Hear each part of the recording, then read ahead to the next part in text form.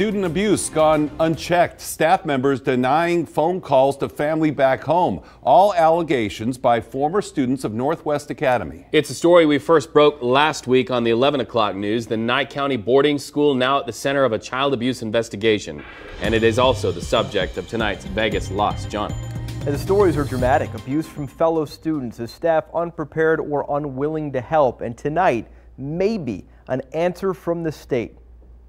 You just go to the gym, where fights occur, and then you shower, and most kids get sexually assaulted in the shower, and then you just go to bed. For a 16-year-old who wants us to call her JC, months inside Northwest Academy were months of fear. It was so bad that I told my mom if she didn't get me, I was going to swallow screws and kill myself. JC went to Northwest to get help. Her legal guardian sent her there after several issues both in and out of school. There was drug use.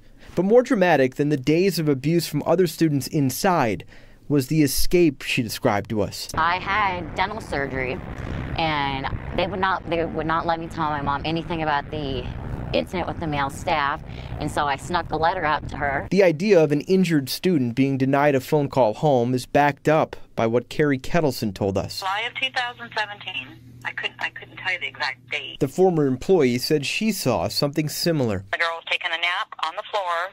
The other girl walked over to her and started kicking her in her side. The staff that was there did absolutely nothing.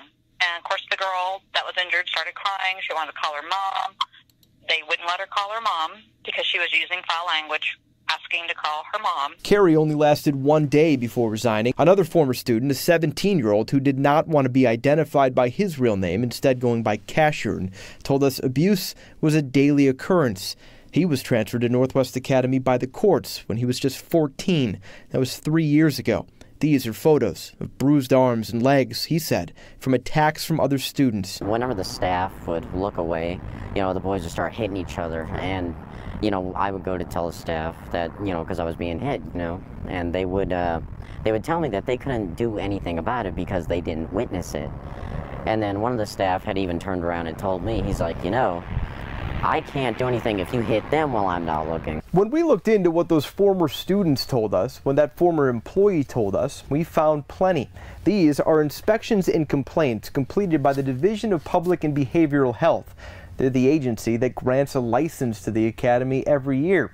October 2017, an employee fired after allegations he was trading cigarettes for his students' Adderall.